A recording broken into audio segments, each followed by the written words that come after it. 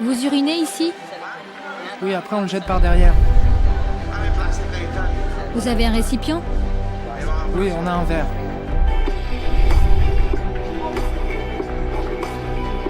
T'as d'accord? On prend mal le fil là, je crois. Attention, envoie la cheveux, comme ça il va te l'envoyer, on se rapproche. Vas-y. Il y a des gens qui dorment là-haut? Oui, partout. Dans les hamacs, par terre, en haut. Sortez,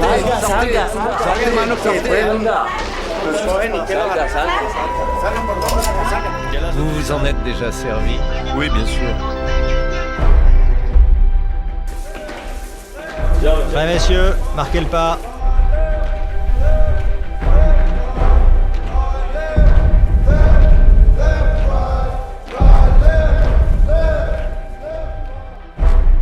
Il y a combien de temps que vous n'avez pas vu d'arbre? En 1998, il y a 8 ans, j'ai vu un arbre.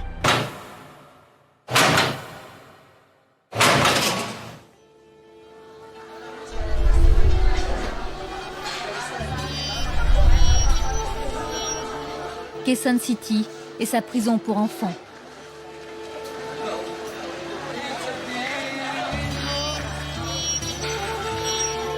Aujourd'hui, il y a dans la prison 168 garçons et 11 filles. Les filles sont à part.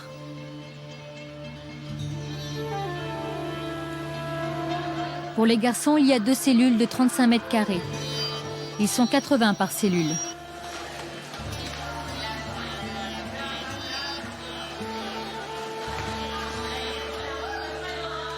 Mickey vient d'être expédié par un commissariat de la ville. Mickey a 15 ans. On m'a accusé de vol et d'homicide. Il y a des voleurs qui sont entrés dans un magasin. Ils ont fait un hold-up. Il y a eu un meurtre et on m'a accusé. L'un des gardiens remarque qu'il porte un tatouage. Ce tatouage, c'est Sputnik, le nom d'un gang de la ville. Ceux qui font partie de ce gang portent tous ce tatouage. Mais dans la ville de Quezon City, porter un tatouage est interdit. C'est un délit. Ce tatouage me permet d'être accepté par la bande, d'avoir des amis. C'est la première fois que je viens en prison. Tu as peur? Oui, j'ai peur.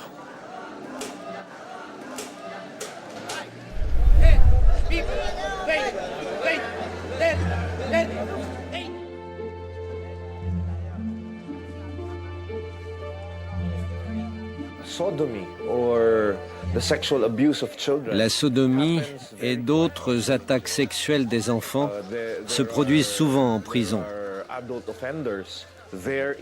Il y a des violeurs chez les adultes emprisonnés.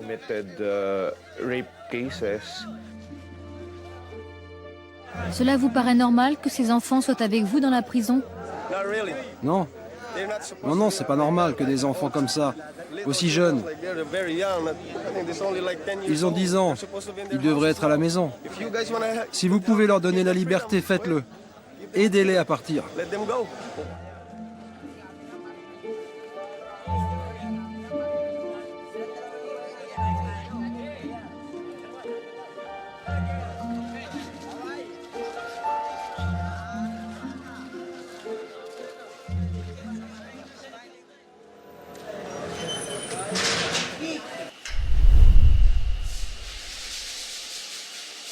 Il est presque 5 heures du matin, il fait 30 degrés.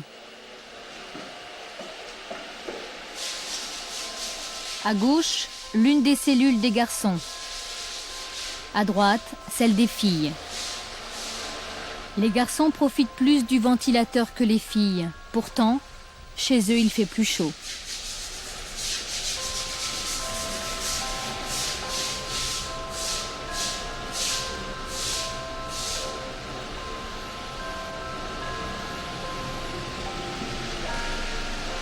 Autour du mitard, un employé tente d'évacuer les traces d'urine.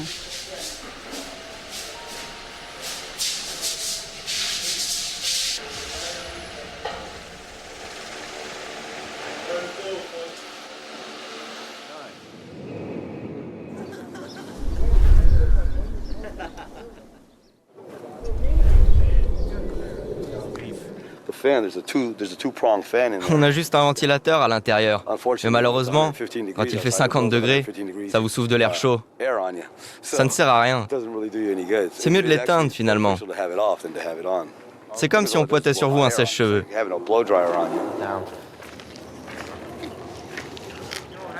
Grigory, 35 ans, arrêté pour cambriolage, son premier délit. Il va passer 6 mois sous les tentes. C'est ici qu'on vit. Il y a Adrien ici. Salut les gars. Il y a Mike qui est assis sur le lit. Bonjour.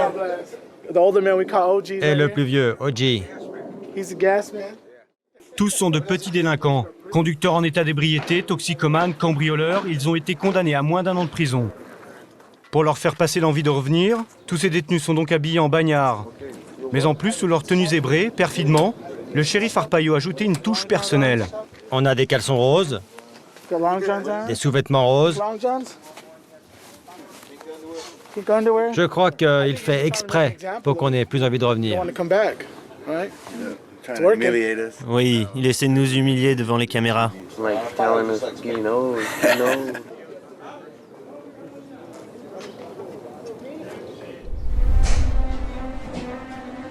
En 2006, ce djihadiste a été recruté et formé derrière les murs d'une autre prison irakienne. La prison d'Abu Ghraib, à l'époque, aux mains de l'armée américaine. D'après le condamné à mort, c'est ici qu'est née une partie de la stratégie de ce qui allait devenir la plus grande organisation terroriste du monde. Abu Ghraib est un symbole pour les djihadistes. Elle a fermé ses portes en 2013.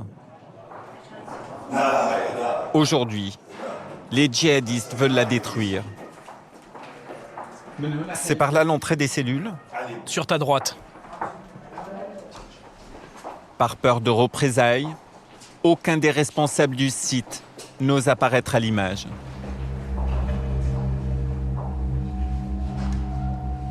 Je suis prié de faire la visite, seul. Depuis sa fermeture, c'est la première fois qu'une caméra est autorisée à y entrer. Souvenez-vous, des images des détenus irakiens torturés par des soldats américains. C'était ici. Humiliés, certains se sont radicalisés.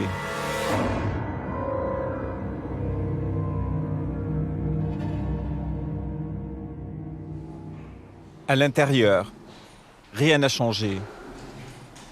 Des murs délabrés. 2400 prisonniers étaient enfermés dans des cellules comme celle-ci.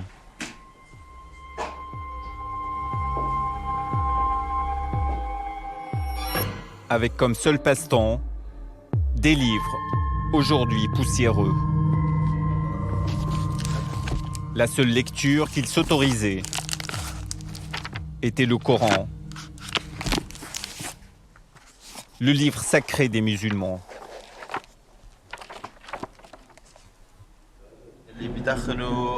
Je vais te montrer la cage où Daesh enfermait tous ceux qui ne suivaient pas ses règles. Et cela sous les yeux de la population.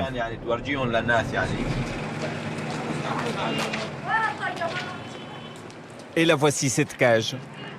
Les habitants n'osent pas la détruire. C'est ici qu'a été tournée une partie des images de propagande des djihadistes, où des Syriens étaient enfermés comme du bétail. Ils jetaient les gens dans cette cage pour une journée ou deux sans nourriture, sans rien. Ils cadenassaient cette porte.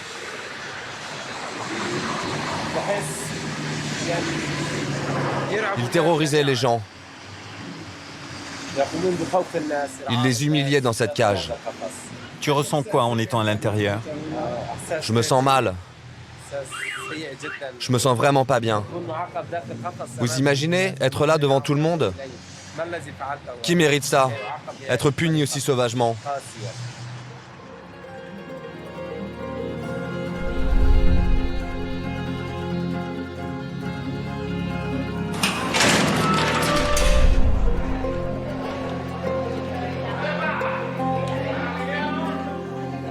des voleuses, des meurtrières, des trafiquantes de drogue.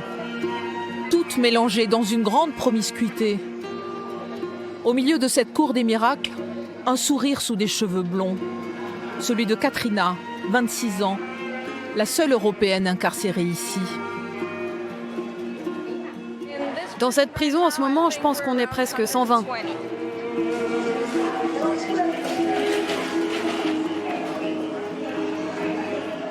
On partage toutes la même salle de bain. Katrina a été arrêtée avec un demi-kilo de cocaïne dans son sac. C'est ce que l'on appelle une mule, une petite main du narcotrafic.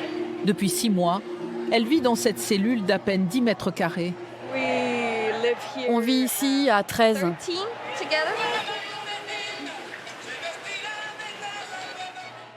Ça, c'est mon lit, celui qui est en haut. C'est vraiment dur la nuit quand on est toutes dans la cellule pendant 11 heures. C'est comment la vie ici? C'est bien, c'est bien. Enfin non, c'est affreux. Je suis en prison, quoi.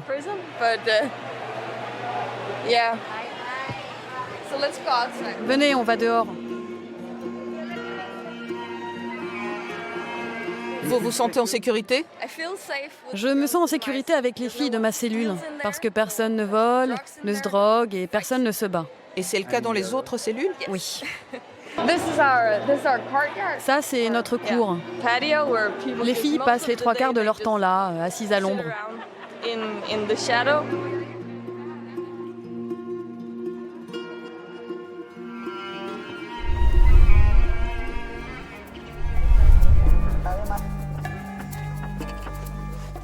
Lorsque l'on est moyennement riche, on peut s'offrir un tunnel. Ils font 100 mètres de long et à peine 1 de large.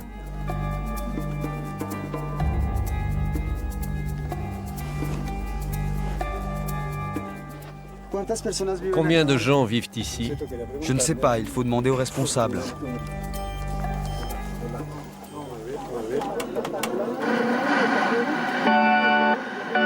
Plus on s'enfonce dans ce tunnel, plus il fait chaud et moins il y a d'air.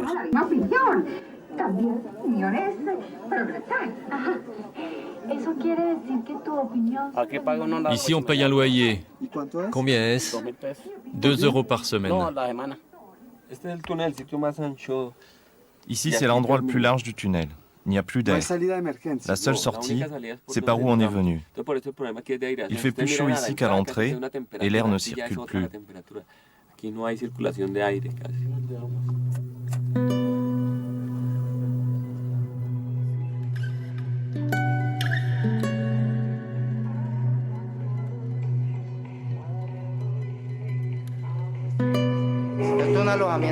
C'est les dortoirs des pauvres.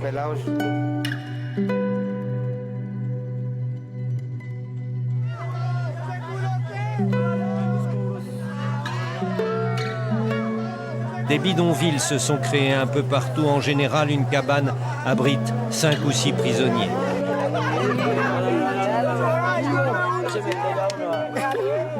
Pourquoi n'avez-vous pas de cellule? Parce qu'on est pauvre, on n'a pas d'argent. Et l'administration? Rien. On voit bien la surpopulation de la prison. Les gens que vous voyez par terre le jour, c'est qu'ils y passent aussi la nuit.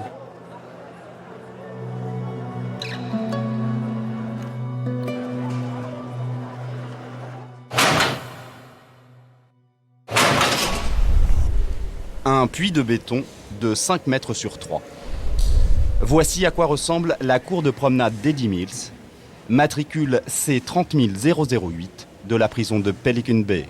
Il y a combien de temps que vous n'avez pas vu d'arbre? Un arbre? La dernière fois que je suis allé au tribunal en 1998, il y a 8 ans, j'ai vu un arbre. C'était pendant le trajet en fourgon. Chaque jour, pendant 1 heure, c'est ici qu'Eddie Mills est autorisé à se dégourdir les jambes. Car ce détenu est puni. Il est soumis au régime le plus extrême du système carcéral américain, Supermax, le quartier de haute sécurité, version Yankee.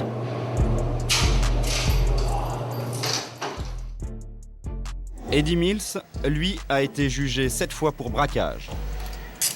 condamné à perpétuité. Contre le mur du fond.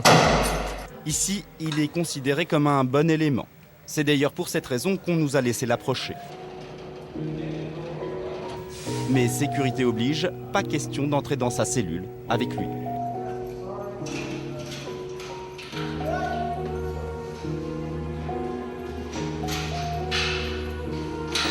Je pense que la chose qui me manque le plus, c'est le contact humain. Se promener, plaisanter, jouer, serrer la main des autres détenus. Ça me manque. En prison, Eddie a aggravé son cas. Membre d'un gang néo-nazi, il a poignardé un autre détenu. C'est pour cela qu'il a été placé dans le quartier de haute sécurité. C'était il y a 11 ans. Toutes ces années d'enfermement, j'ai vu des types péter les plombs, craquer psychologiquement. Ils ne disent plus rien et restent assis toute la journée à fixer le mur. Et ils laissent leur esprit s'enfuir. Si on se laisse glisser, c'est ce qui risque de nous arriver à tous. Condamnés à de longues peines, voire à la perpétuité, ils ont très peu d'espoir de retrouver un jour la liberté. À Pelican Bay, la vie est rythmée par les affrontements entre gangs rivaux. Émeute raciale. Tentative de meurtre au poignard en pleine cour de promenade. Règlement de compte. Depuis la création de la prison, 18 détenus sont morts assassinés. 5 ont été abattus par des gardiens.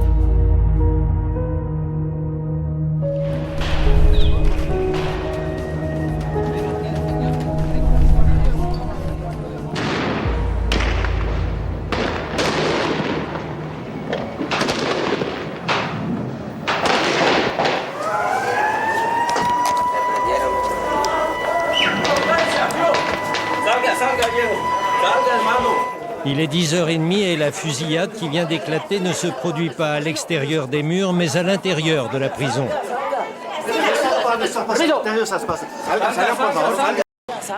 Sortez, sortez.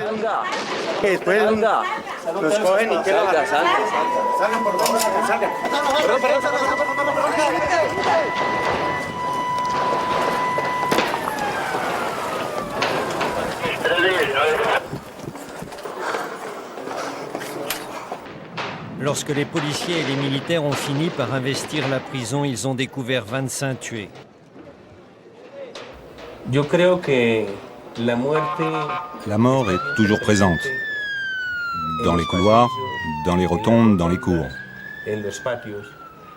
Comme si elle voulait nous rappeler que l'on a tous une fin.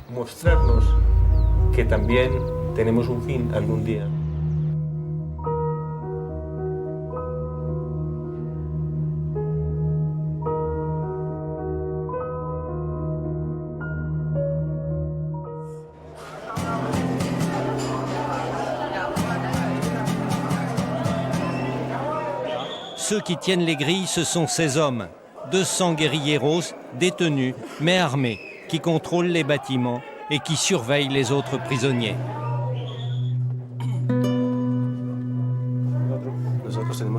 Nous devons être armés dans la prison.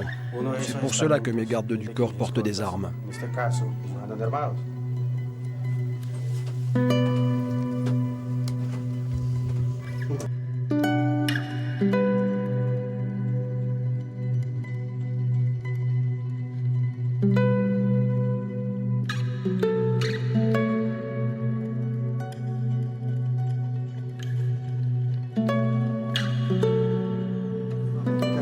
Mais vous êtes prêts à vous battre?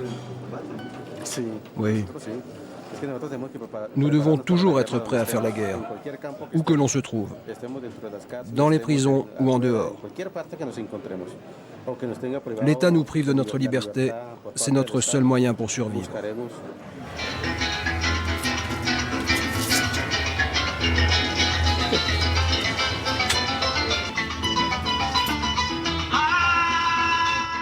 Vous vous en êtes déjà servi? Oui, bien sûr.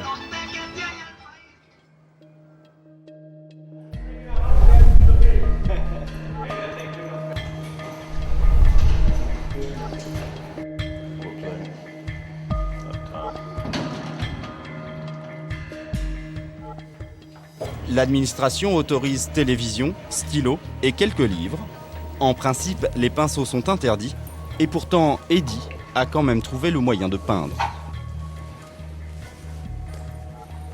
On dirait qu'il a trouvé une plume dans la cour. Il s'en sert peut-être pour dessiner les petits détails, mais c'est un objet interdit, on va lui confisquer. Cette plume peut être trempée dans des sécrétions humaines et lancée à travers la porte, et frapper un gardien ou un co-détenu. 85% des détenus ici ont l'hépatite C.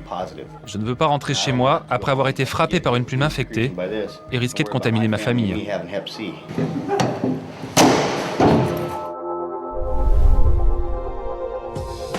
Cette cellule est occupée par Blake. À 33 ans, le détenu a déjà fait 10 ans de prison. Après la fouille, il vérifie qu'on lui a laissé toutes ses photos, y compris celles discrètement collées au-dessus de son lit. J'essaye de garder ces photos un peu discrètement, car si elles sont trop visibles, ils vont me les prendre et ils ne me les rendront pas. Blake n'est pas un ange. Il a été condamné pour vol à main armée en 2009. Je n'ai pas de vrai stylo. Vous voyez, c'est un stylo mou. Je ne peux pas creuser, je ne peux pas blesser quelqu'un non plus. On n'a pas de vraie brosse à dents aussi. On m'a donné que ça, vous voyez? Elle est toute petite. Donc on ne peut pas fabriquer d'armes avec. Ici, je ne peux pas aller dans les autres blocs. Si j'y vais, c'est considéré comme une évasion.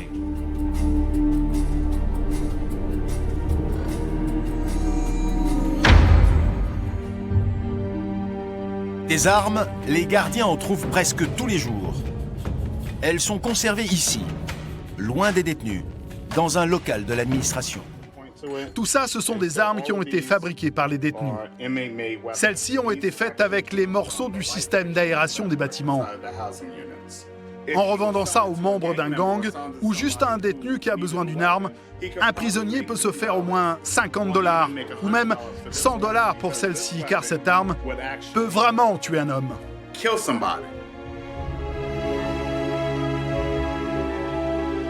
Ils fabriquent des couteaux avec du verre ou même du plastique. Ils sont malins. Ils ont choisi d'utiliser du plexiglas.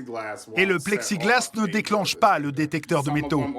Certaines de ces armes ont été retrouvées sur les détenus eux-mêmes, cachées dans leurs poches, dans leurs pantalons, dans leurs manteaux et même dans leur rectum.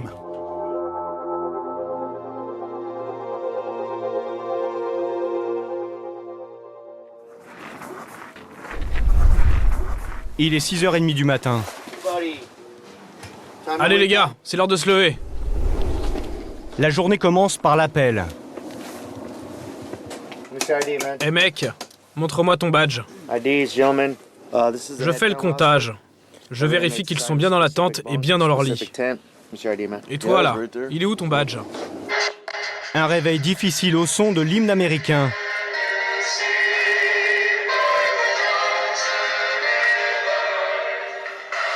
Puis pour accélérer le pas, on sonne la charge de la cavalerie.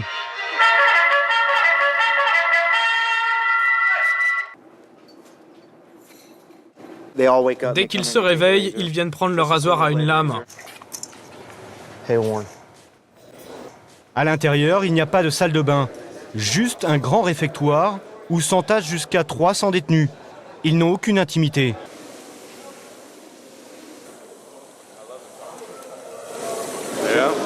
Vous n'avez pas de mousse à raser? Ah non, ce serait bien trop gentil ça. Le shérif Joe Arpaio veut nous humilier, que l'on se sente misérable. Il nous traite comme des chiens ici. Joe Arpaio, le shérif du comté. À 79 ans, il aime qu'on le présente comme le shérif le plus dur des États-Unis. Son credo, la tolérance zéro. Vous faites quelque chose de mal, vous devez payer. C'est comme ça. C'est votre politique? C'est ma politique. C'est une évidence. C'est le pire endroit aux États-Unis. Eh mec, va te raser là. Vas-y tout de suite, tu peux rien garder à part la moustache, même pas les pattes. Et toi, cache pas ton visage. Va te raser. C'est un encadrement militaire que le shérif Joe Arpaio a mis en place. Je pense que si certains de ces types avaient eu ça un peu plus tôt dans leur vie, une meilleure estime d'eux-mêmes, ils n'en seraient pas là.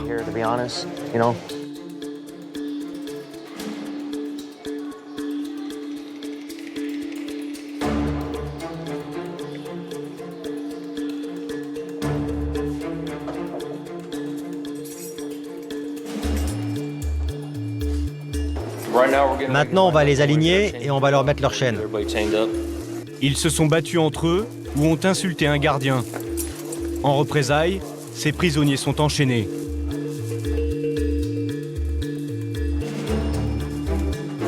Prêts, messieurs, marquez le pas. Avec leur chaîne aux pieds, ils doivent marcher en cadence. Préparez-vous.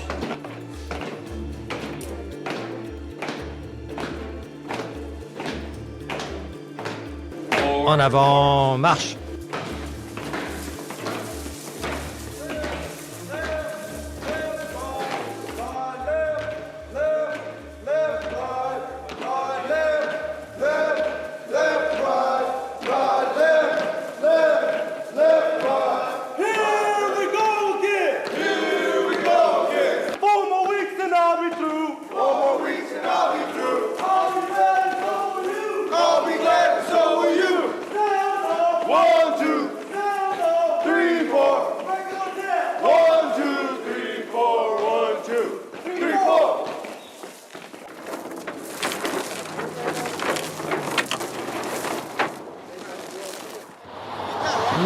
Bon, allez vous enlever les mauvaises herbes et vous les mettez dans les sacs.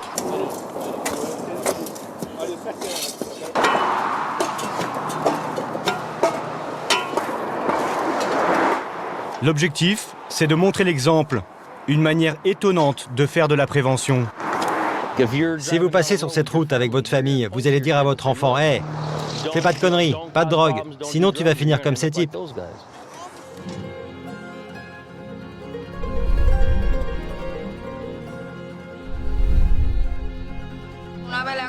Elle a essayé de voler la drogue de ma copine.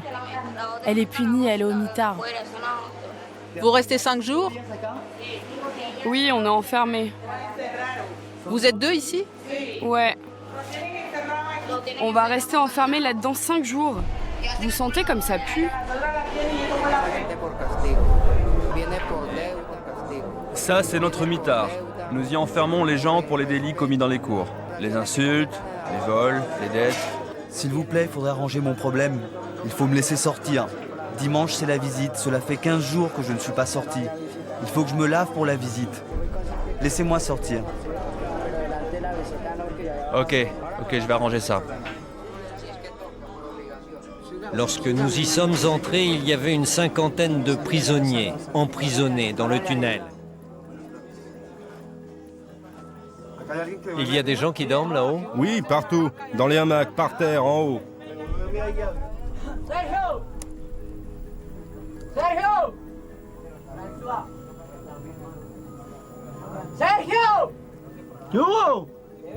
Et c'est quoi là-dedans? C'est la nourriture. C'est bon? Non, c'est mauvais. C'est quoi le pire ici? Les morpions. Il y a 8 autres garçons qui ne sont pas dans les cellules normales, mais au mitard. Cette cage où ils tentent de se donner un peu d'air. Ceux qui sont punis peuvent y rester plusieurs jours.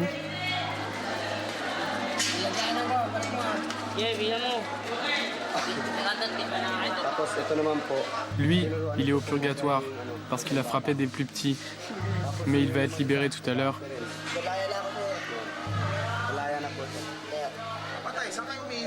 Vous urinez ici? Oui, après on le jette par derrière. Vous avez un récipient? Oui, on a un verre.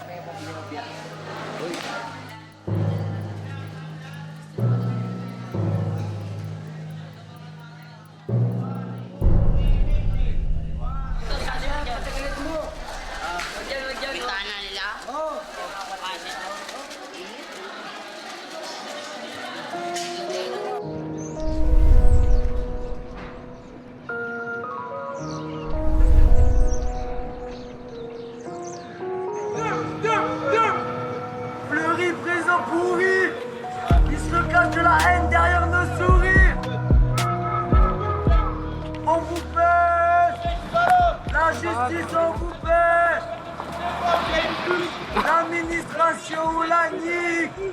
Derrière une fenêtre, c'est facile. Face à face, ça sera peut-être un tout petit peu plus compliqué. Nadine Piquet dirige la maison d'arrêt de Fleury-Mérogis. Tu veux quoi? La plus grande prison d'Europe. 4000 détenus. Un paquebot.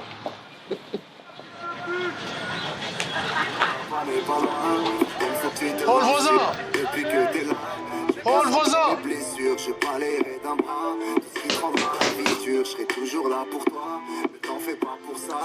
Oh le voisin! Eh, s'il te plaît, juste baisse un peu, s'il te plaît. Eh, dans même pas une heure, je sors en promenade, après tu peux mettre.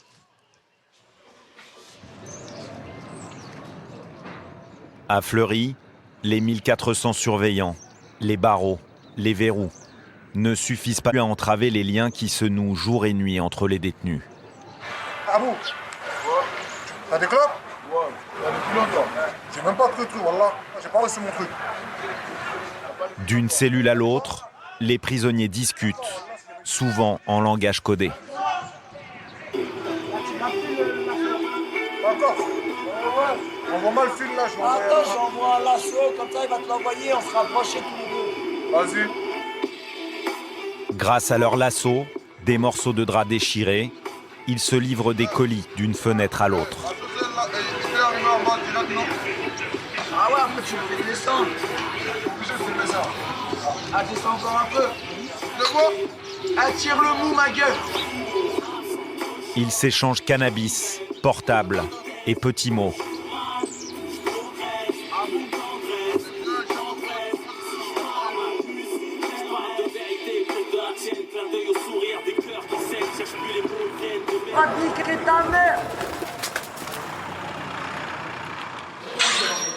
L'administration pénitentiaire fait ce qu'elle peut pour tenter de limiter le phénomène. Des fouilles sont organisées quotidiennement dans des cellules, au hasard.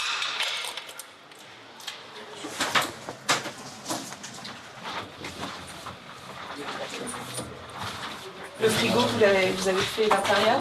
Ouais, j'ai déjà fait. Le derrière? J'ai déjà fait aussi. Rien du tout.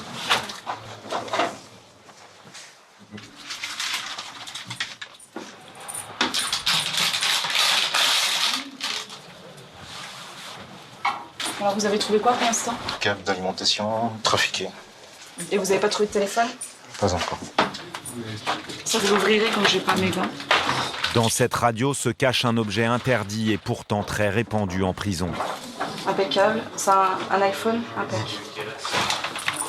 Ils vont avoir une sanction disciplinaire et un retrait de leur remise de peine.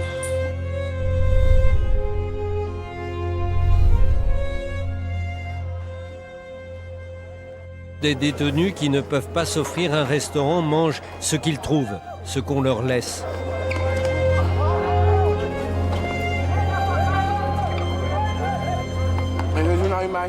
Ça, c'est une image de l'archange Saint-Michel. Vous n'avez rien d'autre pour manger? Non, monsieur. L'administration pénitentiaire prend en charge un repas par jour, à 11 heures. Pour y aller, il faut avoir faim, très faim. N'y viennent que les plus indigents.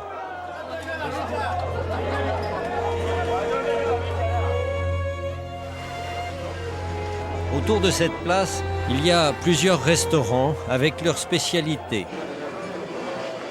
Le pâtissier vient d'Europe, il a été arrêté pour escroquerie. Le voisin du boulanger, c'est le meilleur restaurateur de la Modelo, spécialité italienne. Il faut dire que Giancarlo, le patron, est italien, qu'il a bien roulé sa bosse, ce qui lui a permis de connaître quelques autres prisons. Il dit avoir séjourné autrefois dans celle de Nice et s'être fait arrêter ici en Colombie pour faux papiers.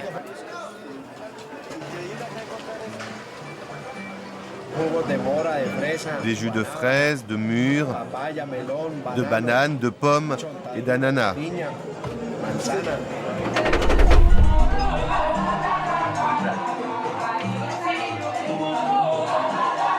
Depuis 2 ans, l'administration de la détention a lancé un projet original, presque unique au monde. Elle a ouvert un restaurant à l'intérieur de la prison. Seuls les détenus modèles ont le droit d'y travailler. Elles sont 7 en cuisine. Katrina est au service.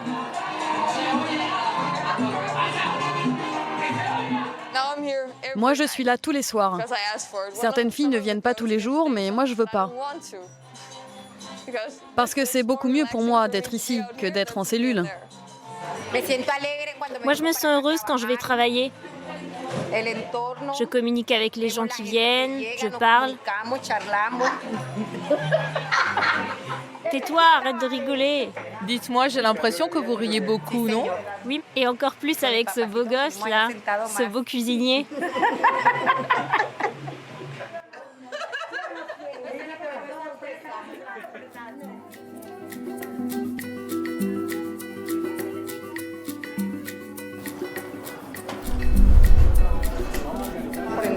Ça, c'est un magasin d'électroménager. Il y a 35 artisans et commerçants. Les commerçants sont des prisonniers de droit commun qui font du business.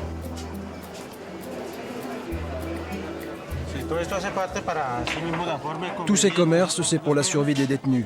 C'est grâce à cela que nous faisons vivre nos familles, que l'on gagne notre vie à l'intérieur de la prison.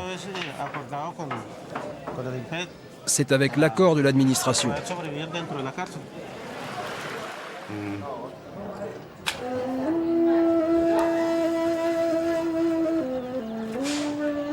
Le dimanche, c'est le jour des visites.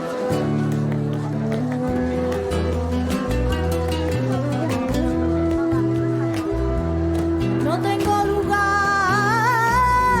y no tengo paisaje y aún menos tengo patria. Con mis dedos hago el fuego y con mi corazón te canto. La cuerda de mi corazón llora.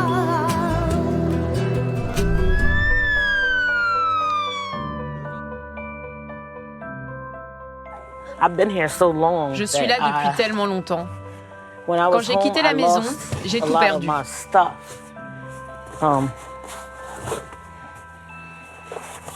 Alors ici, j'ai fait cet album pour elle. Et un jour, je lui donnerai. Ça, c'est une photo d'elle et moi quand elle était petite. Elle me ressemble, hein?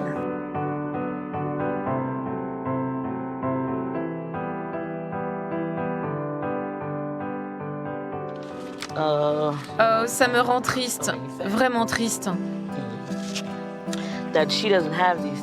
Elle a oublié tout ça. Je veux juste lui rappeler. On a tant perdu. Ça, c'est une photo qu'elle déteste. Mais moi, je l'aime. Oh non. Voilà pourquoi il ne faut pas mettre de maquillage.